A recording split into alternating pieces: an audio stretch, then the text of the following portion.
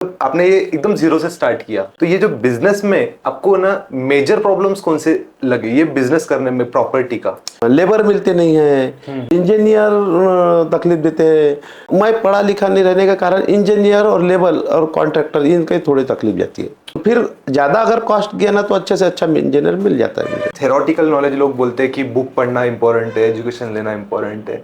आपने कोई formal education के बिना भी इतना बड़ा एम्पायर आपने स्टार्ट कर दिया, तो आपके हिसाब से आपको क्या लगता है, प्रैक्टिकल नॉलेज ज़्यादा इंपॉर्टेंट है या फिर बुक वाला नॉलेज ज़्यादा इंपॉर्टेंट है? नहीं, दोनों सरीके हैं। वो एजुकेशन तो करना ही चाहिए। मैं एजुकेशन नहीं किया तो इसका मतलब मैं ऐसा नहीं कहूँगा कि लोगों ने एजुकेशन नहीं करना चाहिए। जो क्षेत्र में है जाना है, आपको टारगेट चूज करना चाहिए कि वही क्षेत्र का आपने एजुकेशन करना चाहिए। मैं मेरा एक्सपीरियंस बताऊँगा। केबल का मेरा जब बिजनेस था तो मेरा हर वर्ग में मेरा एक मेरी बहनाएं, मेरे माताएं लोगों के यहाँ बर्तन घसती थी, उनके यहाँ भी मेरा केबल था। और हाई प्रोफाइल लोगों के यहाँ भी मेरा केबल था। तो लोगों का घर कैसा रहना चाहिए, लोगों का बेडरूम कैसा रहना चाहिए, वो मेरे दिमाग में मैं सर्च करके रखता था। लोगों का घर का अच्छा घर का एवैल्यूएशन, उनका एलिवेशन, उनका बेडरूम, उनका अन्य सब वो देख के फिर मैं जहाँ भी मेरे को कमियां दिखी, अगर कोई एक आधा इंजीनियर बोलता है कि सर ऐसा बेडरूम रहना चाहिए, वो ड्राइंग निकालता था ना, उनका ड्राइंग में मैं खामियां निकाल के मैं मेरा नॉलेज थोड़ा सा देता था। ओके। अगर किसी को कंस्ट्रक्शन करना है तो उसका फर्स्ट स्टेप क्या रहना चाहिए? मतलब अगर किसी को अपना खुद का घर बनाना है तो आपको अप्रोच करना चाहिए उन्हें, या फिर? मैं लोगों के घर मैं कंस्ट्रक्शन नहीं करता। मैं लैंड परचेस करके मैं कंस्ट्रक्शन उसके ऊपर करके मैं सेल आउट करता हूँ। मैं लोगों के घर में कैसा रहता है, लोगों को जैसा बांध के भी दिया फिर भी उनमें खामियां निकालते हैं, तो वो उसमें मैं झंझल में नहीं पड़ना चाहता। मैं कंस्ट्रक्शन करूँगा मेरे हिसाब से, इंजीनियर के हिसाब से, और फिर उनके पास मैं प्रेजेंट करता हूँ कि ऐसा ऐसा हमारा प्रोडक्ट है और या आप लेना चाहोगे क्या। और ज़्यादा से ज़्यादा मैं लग्जरियस से लग्जरियस मैं उनको प्रोवाइड करके देता हूँ। ओके। कंस्ट्रक्शन का जो बिजनेस है, इसके अलावा आपके कौन से बिजनेस है कि, या फिर ये मेन आपका बिजनेस है? और मेरा फाइनेंस का मेरा बिजनेस है। और फाइनेंस का? ओके। वो फाइनेंस का बिजनेस में थोड़ा सा आप बताइए, आप क्या कैसा बिजनेस है? जो अभी जैसे बैंक से लोन लेते हैं लोग, Right. वैसे शॉर्ट मेरे से लोग लोन लेते हैं। Okay okay okay, right. Hand loan बोलते हैं। आप कंस्ट्रक्शन में भी है, फाइनेंस में भी है, और आप समाज कार्य भी करते हैं, तो आप ये कैसे मैनेज कैसे करते हैं ये सब, आप तीनों भी एक साथ? मेरे कुछ मैंने एक पीए है रखा हुआ है, दोस्ती है, तो वो मेरा लैंड का, मेरा जो कंस्ट्रक्शन का साइड वो संभालते हैं। हमारे महापुरुषों ने अपने समय समय पर जैसे जन्मे वैसे वैसे उन्होंने जैसा जैसा योगदान दिया, उनके विचारधारा मेरे के चल के, उनके विचारधारा जो किताब में पढ़ के जैसे जैसे मैं पढ़ता हूँ तो उनके ऊपर मैं चलने की कोशिश करता हूँ। और जैसा जैसा मुझे टाइम मिला मैं मेरा समाज सेवा करता हूँ। हाल ही में मैं अभी पहले 2017 में मैं 2017 में मैं भीम आर्मी में प्रवेश किया था। भीम आर्मी में प्रवेश करने के बाद थोड़ा सा मुझे और मेरे को काम करने का जज्बा मिला। बाबा साहेब का कहना है, अगर तुम्हारे समाज की अगर तुम्हारे को सेवा करना है, तुम्हारे समाज के अगर तुम्हारे को प्रगति करना है, तो तुम्हारे को सत्य की चाबी तुम्हारे पास रहना आवश्यक है। राइट। तो भाई ने उसके बाद पार्टी निकाला। पार्टी निकालने के बाद मुझे पार्टी में ज्वाइन किया। मैं पार्टी का फाउंडर मेंबर हूँ।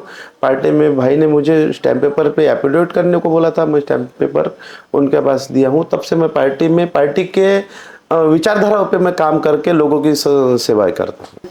मैं स्लम एरिया में रहता था ना, जब मेरे पास थोड़ा बहुत पैसा आता था, मेरे जैसा मुझसे होता था वैसा मैं लोगों की सेवा करता था। समाज सेवा हो गया, सामाजिक कार्यक्रम हो गया। ऐसा एज ए बिजनेसमैन आपका रोल मॉडल कौन है? बिजनेस के रोल मॉडल नहीं हुआ करते, ओके।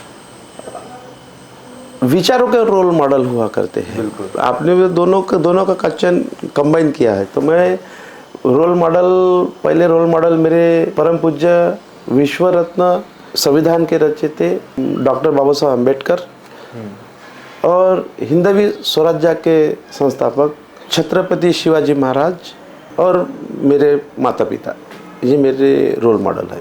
10-15 सालों का आपके पास एक्सपीरियंस है। अगर किसी को अब स्टार्ट करना है ऐसा कुछ रिलेटेड बिजनेस, तो आपका क्या एडवाइस रहेगा? उनका एजुकेशन पहले होना चाहिए, जो कि उनको अगर कंस्ट्रक्शन लाइन में अगर आना है तो उनके पास सभी डिग्रियां होना चाहिए, अच्छा एजुकेशन लेना चाहिए, सिविल इंजीनियरिंग का, आर्किटेक्ट इंजीनियरिंग का उनको पूरा नॉलेज आ गया तो आपको किसी की पीछे दौड़ने की, जैसा हम इंजीनियर के पीछे दौड़ते हैं, तो इंजीनियर के पीछे दौड़ने की आपको आवश्यकता नहीं रहेगी, ऐसा मेरा सुझाव है उनको। मतलब अगर किसी को स्टार्ट करना है ये business, they have to study first, मतलब पहले खुद ही अभी तो मैं इंजीनियर के भरोसे हूँ। अगर आप खुद इंजीनियर रहते तो फिर मैं खुद अगर इंजीनियर रहता था तो मुझे नहीं लगता कि मेरे को इंजीनियर की आवश्यकता। हाँ, अगर मेरा बहुत बिजनेस बढ़ गया तो फिर भी मेरे को उनको रखना पड़ता है इंजीनियर क्या है, आजकल 3% पे वो आ जाते हैं। हाँ, उनका परसेंट रहता है 3%, अपना जितना प्रोजेक्ट रहा उसके ऊपर वो 3% काम करते हैं सुपरवाइजन करके। सबसे बड़ा रिस्क फैक्टर कौन सा है ये बिजनेस में? कोई भी बिजनेस करो आप, उसमें तो रिस्क आता ही है, राइट। लेकिन ये ज़्यादा इतना भी रिस्क नहीं। रिस्क की ऐसा है, अगर आपने खुद का पैसा लगाया, लैंड परचेस करते हो, वो भी नहीं, कभी कभी कैसा है, आपने अगर एक आधा बैनर पोस्टर लगाया तो उसके ऊपर भी आपका माल बिक जाता है। राइट। आपका अगर घर का फोटो, अपार्टमेंट का फोटो अगर आपने बैनर के ऊपर डाल दिया, कभी कभी बिक जाता है। अगर कभी कभी कैसा होता है, कितना भी अच्छा माल रहा तो कस्टमर उसको एक्सेप्ट नहीं करता। कभी कभी बोलता है, कैसा है, आपकी लैंड कॉस्ट प्लस आपकी कंस्ट्रक्शन कॉस्ट, उसका दोनों का मिला के आपको एक अमाउंट ठहराया जाता है। कभी कभी कस्टमर लैंड कंस्ट्रक्शन कॉस्ट के भी नीचे उतर के आप मांगने की कोशिश करता है। फिर उसका वेट एंड वॉच करना पड़ता है कि सभी कस्टमर एक, कभी कभी क्या है, आपके प्लेन के ऊपर भी आपका माल बिक जाता है, और कभी कभी कंप्लीट होने के बाद भी आपको 6 महीने 7 महीने वेट करना पड़ता है। उसका लोन पे अगर रहा है तो उसकी EMI चालू हो जाती है, ये भी एक रिस्क है। राइट। लेकिन कैसा है, पेशेंस रखना पड़ता है।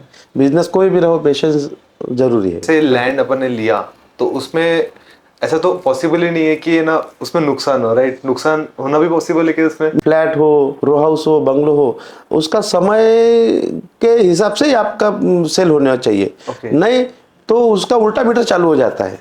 हाँ, क्योंकि आपको लोन निकाल के आप ये करते हो। Right right right. वो उसका फिर वो आपको प्रॉफिट कम कम कम कम, जितना समय लगेगा उतना प्रॉफिट का आपका कम हो जाता है। ये सेल्स पे डिपेंड है कि अगर सेल्स पावरफुल रहा, सबसे कम समय में अगर बीता तो उससे आपका प्रॉफिट निकल जाएगा। अगर थोड़ा टाइम लग रहा है उसके लिए तो फिर आपकी EMI भी शुरू है, वो भी निगेटिव में जा रहे हैं, तो वो और निगेटिव में फंसेंगे। बिल्कुल। रिस्क तो बहुत मतलब खतरनाक है इसमें भी।